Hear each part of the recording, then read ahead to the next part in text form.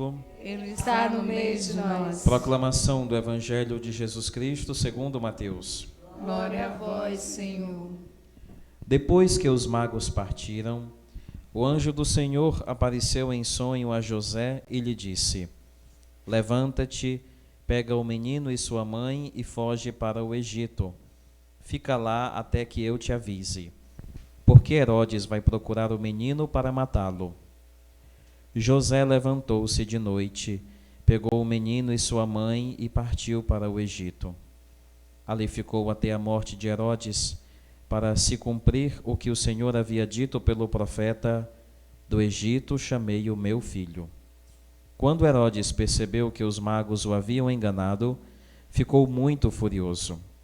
Mandou matar todos os meninos de Belém e de todo o território vizinho de 2 anos para baixo, exatamente conforme o tempo indicado pelos magos.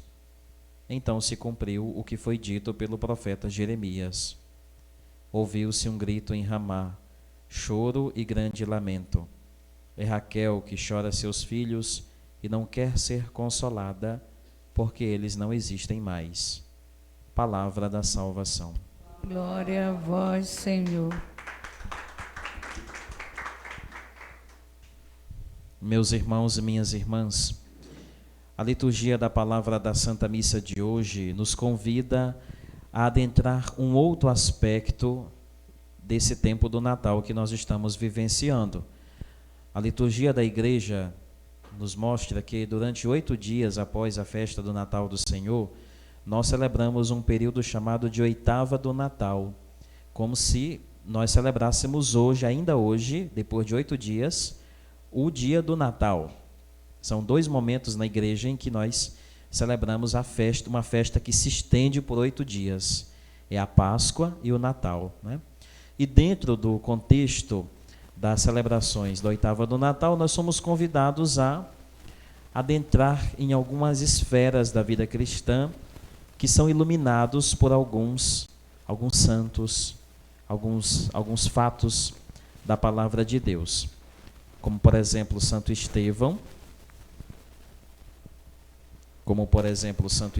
que nós celebramos no dia 26 de dezembro, após o Natal, e ontem celebrando a festa do apóstolo João Evangelista.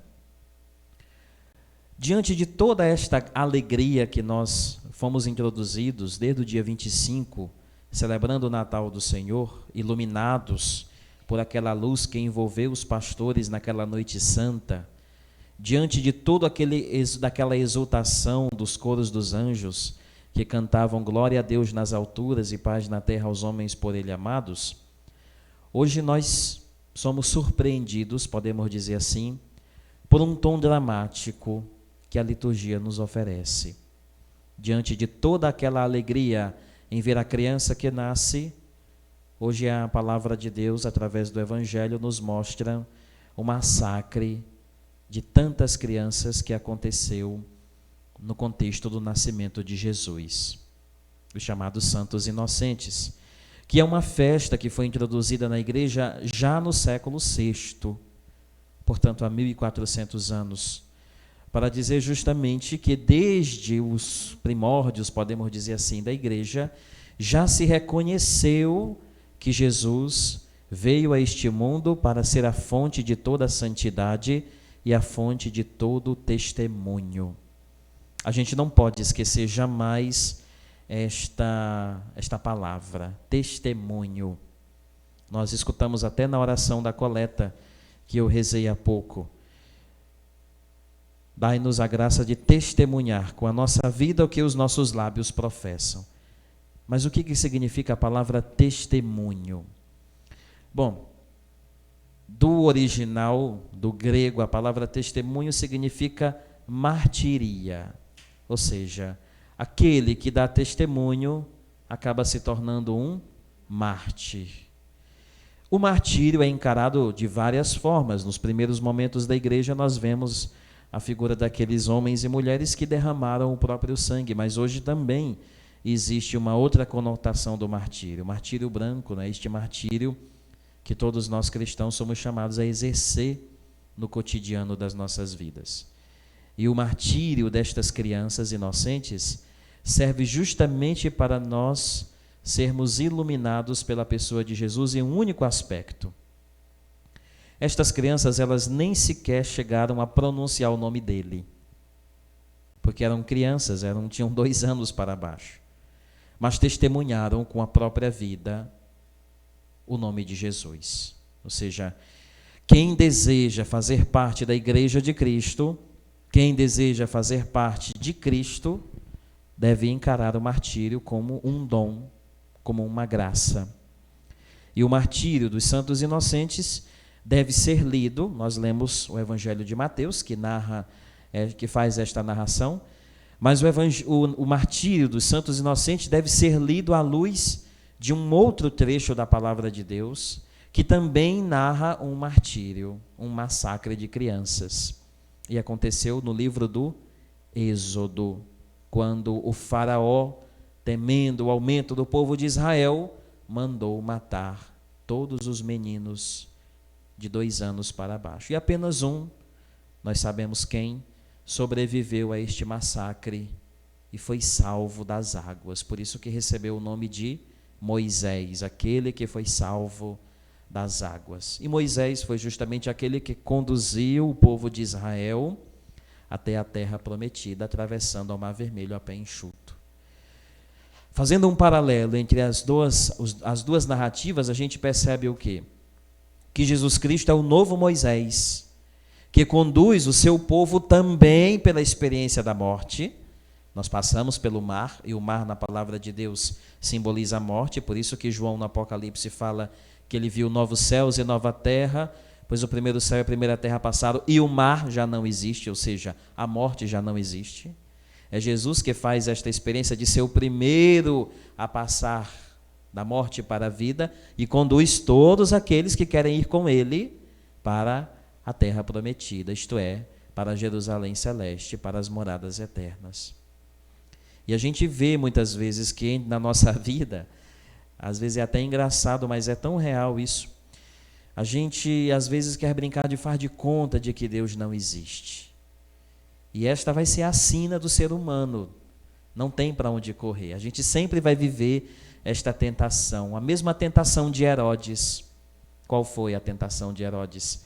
Herodes se sentiu ameaçado por causa da profecia de Miqueias. Miqueias disse: "E tu, Belém, de modo algum és a menor entre as cidades de Judá, porque de ti virá o Salvador, o Rei das Nações." E ele, comparando o seu reinado com um reinado muito maior, que não é deste mundo, o próprio rei, nosso rei Jesus falou diante de Pilatos: "O meu reino não é deste mundo." Mas Herodes, diante da cegueira mundana que ofuscou os seus olhos e o seu espírito, desejou eliminar Deus do seu caminho, desejou eliminar Deus da sua vida, né? E a gente percebe, não é? Desde a criação, nossos primeiros pais, Adão e Eva, fizeram a mesma coisa ao cometerem o pecado original. Eles se sentiram ameaçados por Deus. Acharam que poderiam ser iguais a Ele. E ao invés de ter medo, ao invés de irem ao encontro dele, tiveram medo dele. Por isso que à tarde, quando ele foi passear no Éden, chamou pelos dois: "Onde vocês estão? Onde tu estás, Adão?" É a pergunta que Deus também nos faz, não é? Quando todas as vezes que nós pecamos, Deus pergunta: "Onde é que tu estás? Tu estás fora da minha companhia? Eu que desejo estar contigo o tempo todo, eu que desejo me fazer presente na tua vida." E todos nós temos esta tentação, a mesma tentação de Herodes, a mesma de Adão e Eva, e de todos aqueles, porque nós somos humanos, somos pecadores. Nós escutamos na primeira leitura, inclusive: se dissermos que nunca pecamos, fazemos dele um mentiroso, e a sua palavra não está dentro de nós. Todos nós somos pecadores, mas devemos reconhecer que somos falhos e limitados e alcançar de Deus o seu perdão, a sua paz. Ele é a nossa paz, escreve Paulo aos Efésios. Por isso que João fala: a mensagem que ouvimos de Jesus Cristo e vos anunciamos é esta, que Deus é luz e nele não há trevas. Mesmo que as trevas do pecado nos oprimam, nos escravizam, nos afastem de Deus, ele deseja fazer-se próximo de nós. Esse é o grande mistério do Natal, de Deus que desce da sua condição divina e se rebaixa à nossa condição humana. É um Deus humanado, para que nós sejamos divinizados. Vejamos, portanto, esta troca de dons entre o céu e a terra, e o desejo de Deus de querer fazer-se próximo de nós, através da pessoa de Jesus. Portanto, meus irmãos e minhas irmãs, que a exemplo destes nossos irmãozinhos pequenos mártires, nós saibamos balbuciar o nome de Jesus e professar a fé que nós recebemos no dia do nosso batismo, para que observando a fé e professando com o mesmo amor com que Cristo amou a sua igreja, possamos dar testemunho autêntico de vida cristã e fazer Jesus nascer, fazer Jesus acontecer nas realidades em que nós sempre estamos inseridos, as realidades em que Deus prepara para nós. Seja louvado nosso Senhor Jesus Cristo.